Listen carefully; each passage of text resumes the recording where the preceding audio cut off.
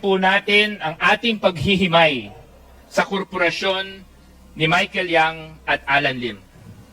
Here we can see that Michael Yang has several persons which consistently appear as shareholders in his companies, such as DCLA Plaza and Yang Z Trading Company.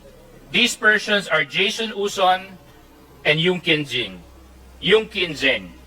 It would appear that Jason Uson, allegedly a Filipino citizen, consistently owns at least 60% of these companies in apparent compliance of our nationality requirement. On the other hand, Alan Lim, Rose Nonolin, a Filipino citizen, identified to be his wife, consistently appears as a shareholder in his companies. In XRL Holdings, Rose Nonolin is 60% owner, again, in compliance with our nationality requirement. Several companies, Piley Holdings Corporation and Piley Estate Group Corporation, appear to be 50% owned by the Michael Yang Group and the Alan Lim Group, respectively. The same individuals, Jason Uson, Yung Kin Zeng, are shareholders of these corporations together with Michael Yang. Meanwhile, Rose Nonolin, Alan Lim are shareholders from the Alan Lim side. Silipin naman po natin itong Piley Estate Corporation. Ano ang Piley Estate Group? Ang Piley Estate ang nagtayo ng Clark Majestic World, a mixed-use real estate development. Very similar ang mga condominium units dito sa mga residential units na ginagamit ng mga POGO employees. The businesses of Michael Yang and Alan Lim seem to always be involved or associated with illegal activities. For example, there are reports that the people who were held captive were found inside the Clark Majestic World. Another company providing the link between the partnership of Michael Yang and Alan Lim is the Philippine Full Wind Group of Companies. Again, Alan Lim is not a direct shareholder of this company. His wife, Rose Nonolin, is.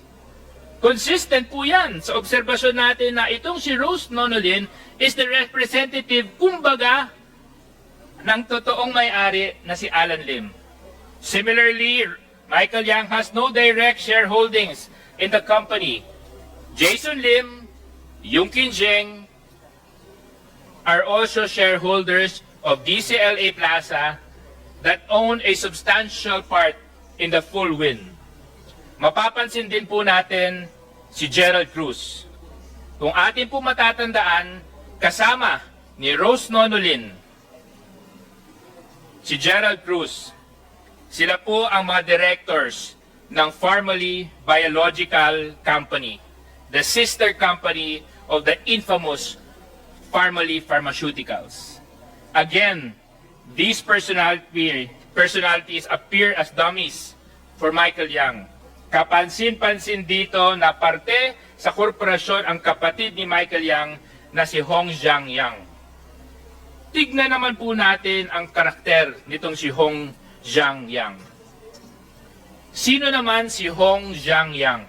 Ayon sa mga report, kapatid po siya ni Michael Yang.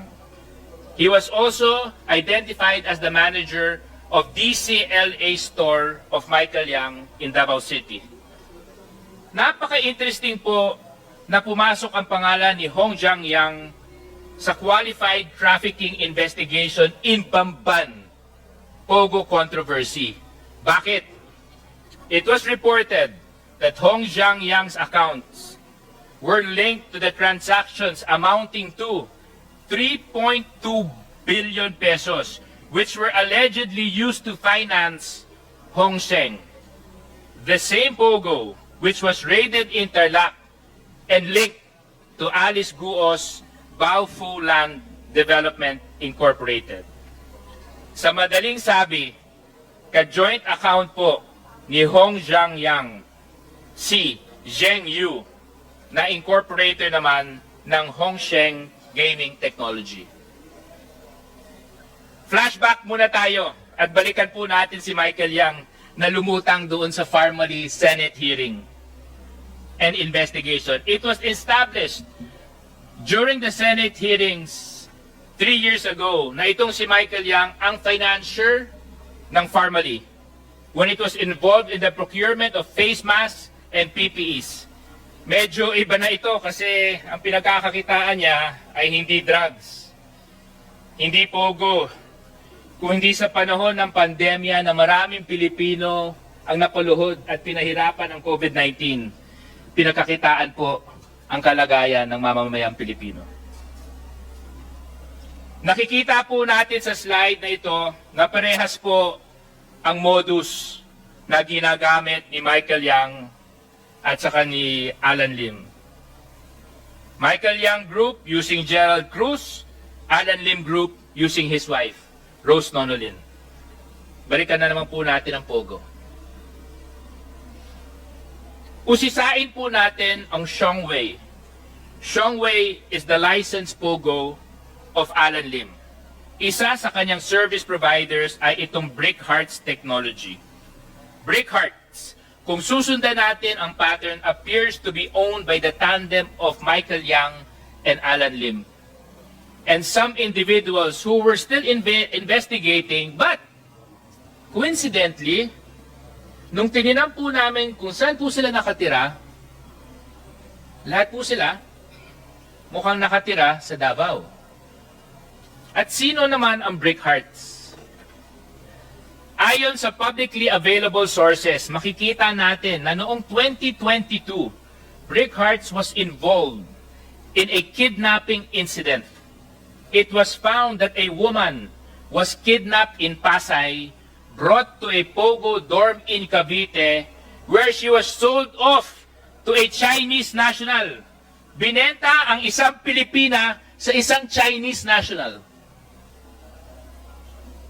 Pagkatapos nito, siya po ay binugbog. Dinala sa isang Pogo dorm in Shuangma Industrial Park in Cavite. Shuangma is run by Brickhearts Technology. A similar kidnapping incident of a Chinese national was also reported here. Interestingly, Brickhearts has the same address of Xiongwei Technologies, which is owned by Alan Lim. Di ba kabit-kabit na? Corporate documents of Brickhearts were also found in the Pogo raid in Bamban, Tarlac.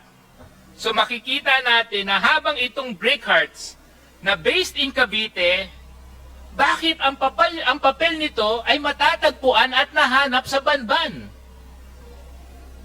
Naglakad kaya ito? O sumakay ng isang small boat papunta sa Banban? Let's dig deeper dito sa mga Pogo. Yan po ay ilan sa mga service providers of the Pogo of Alan Lim.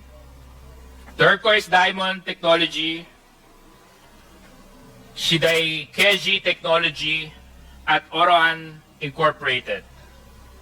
Bago pa lang natin ito malaman, ang Oroan, sabay na po lumutang ang kapatid ni Michael Yang na si Tony Yang.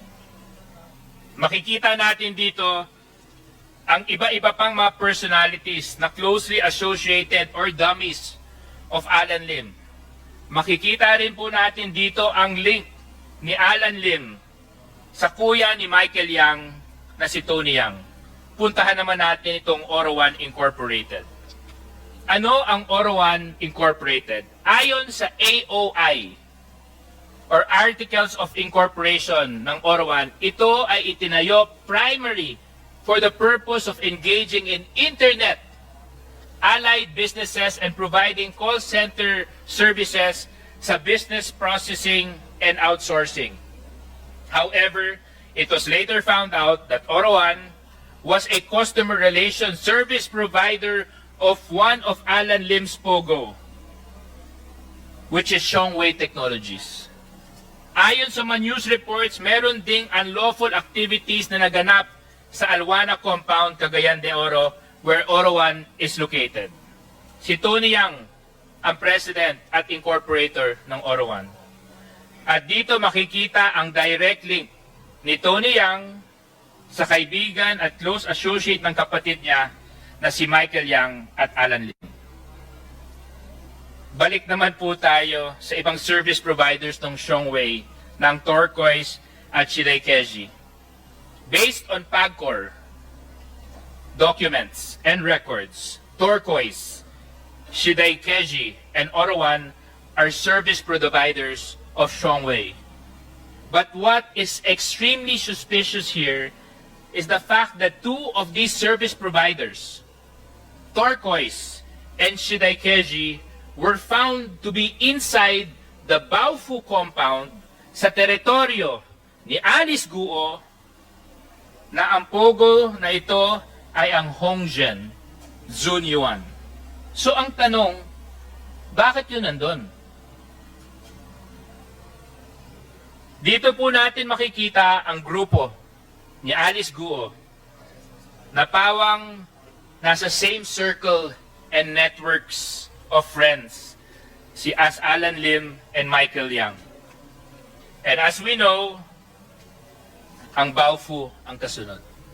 The Quadcom was born out of a most interesting discovery. From the separate hearings of the Committees of Dangerous Drugs, Public Accounts, Human Rights, and Public Order and Safety. Mukhang may natisod po kami. Mukhang may koneksyon. At pare-pareho ang cast of characters.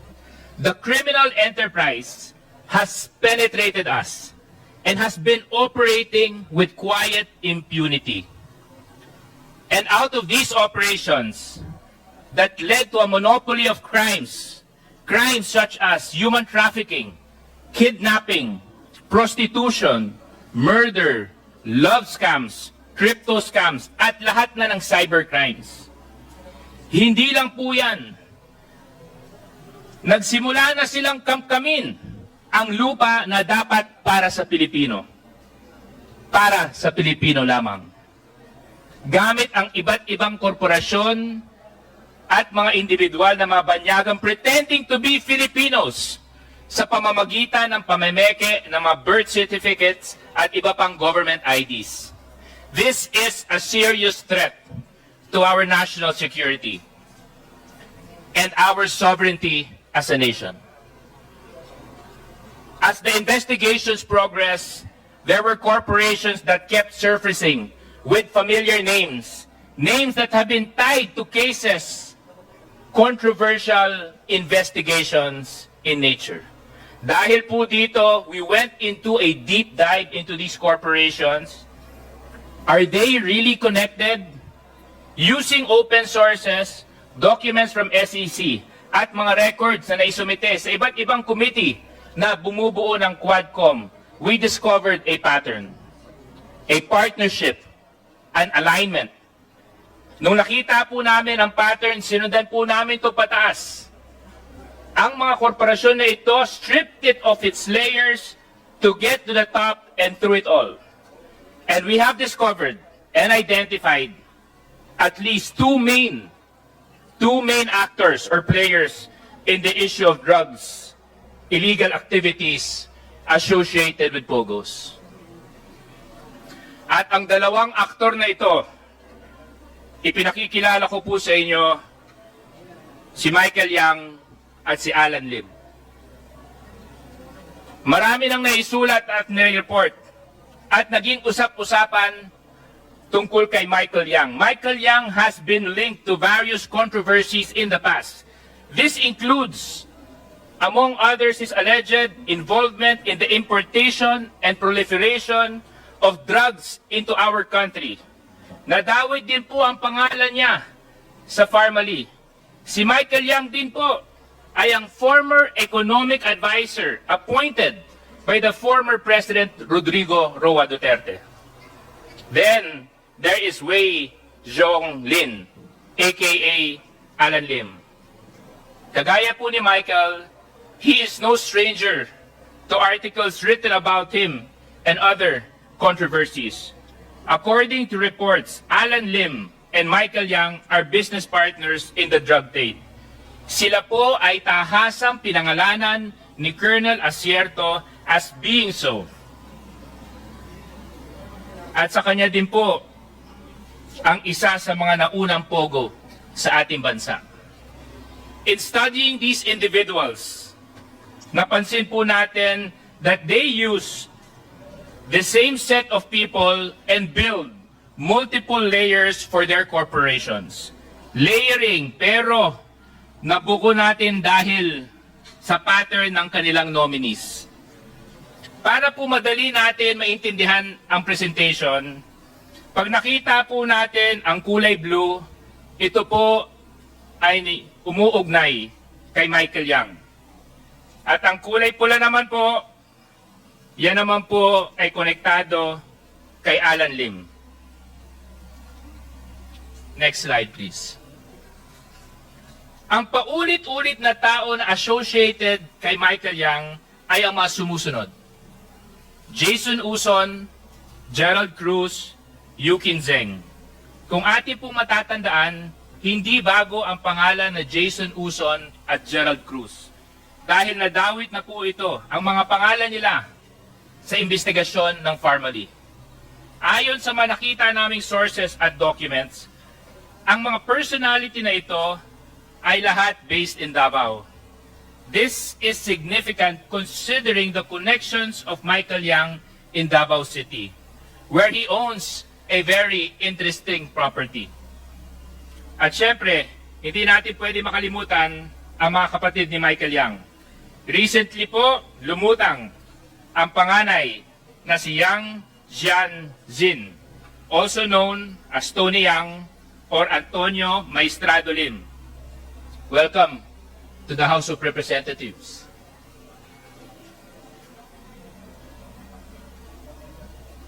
At ang kapatid niyang si Yang Hongjiang.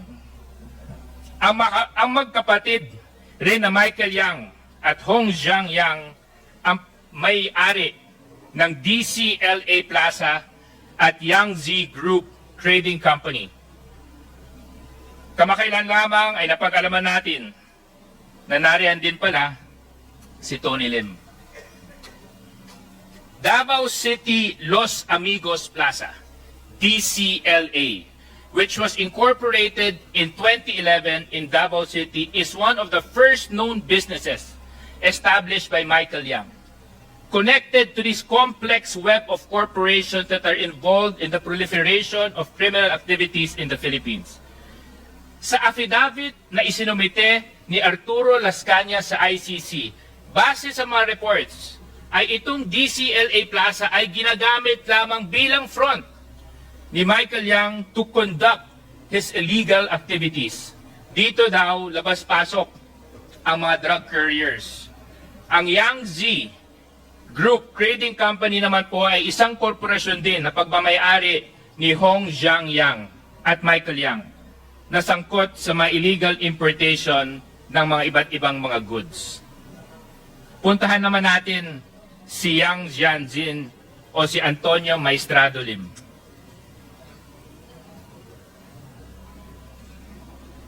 Si Tony Yang is the eldest brother among the Yang brothers. Siya daw ang totoong mastermind at architect sa lahat ng operasyon ng criminal syndicate ng Yang brothers dito sa ating bansa. Tony Yang is based in Cagayan de Oro where he owns multiple businesses katulad ng Yang Z Hotel, dating Pogo Hub, at ang Philippine Sanja Steel Corporation na involved sa rice smuggling at human trafficking. Siya din ang presidente at incorporator ng Orowan Incorporated, isang service provider for Shongwei Technologies na pagmamayari ni Alan Lim. Si Tony Yang din ang may-ari ng Alwana Business Park where several unlawful activities have been reported. Nung nahuli si Tony Yang, may daladala po yang 1.4 million pesos in cash at mga iba't ibang lisensya for firearms. Gusto ko pong bigyang pugay ang PAOK TF. Congratulations po sa inyong paghuli kay Tony Yang.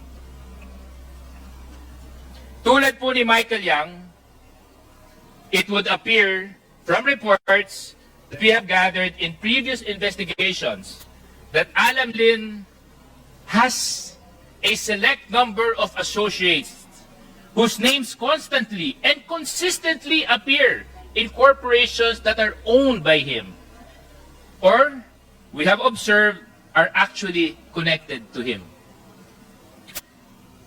The most obvious figure in this network of companies of Alan Lim has built is his wife, Rose Nono Lin. Sinundan namin si Rose Lin, follow the trail kumbaga, at isa siya na nagko-connect kay Michael Yang at Alan Lim. This is a known fact. At makikita po natin mamaya that Rose Nono Lin is an incorporator of at least 8 companies where Michael Yang is involved in, such as Piley Estate Group, formerly known as Piley Holdings, Philippine Full Wind Group of Companies. Ang entry point niya sa Pogo ay ang Shongwei Technology. Kung mapapansin niyo po, kapag binaliktad po natin yung pangalan na Shongwei, this is the Chinese name of Wei Zhonglin, aka Alan Lim. Now, what is Shongwei Technology? Shongwei is a Pogo which was registered as a Philippine corporation in 2016. Isa po ito sa mga pangunahing Pogo sa ating bansa. While Alan Lim does not appear as a director or shareholder of Shongwei in any of his corporate records, the Organized Crime and Corruption Reporting Project, OCCRP, reported that Alan Lim, using his identity as Lin Weizhong, served as chairman of this corporation. Shongwei service providers include Brick Hearts, Turquoise Diamond Technology Corporation, Shidaikeki Technology Corporation, and Orowan Incorporated. As previously reported, Shongwei and Brick Hearts shared the same email address. While this alone seems inconsequential, circumstances would show that Shongwei is part of the network of companies belonging to Yang and Lim, which is involved in illegal activities in our country. In fact, it has been reported that Shongwei was involved in 5 of the 7 kidnapping cases reported by Colonel Rodolfo Castil Jr., the Philippine National Police Anti-Kidnapping Group. Ngayon, balikan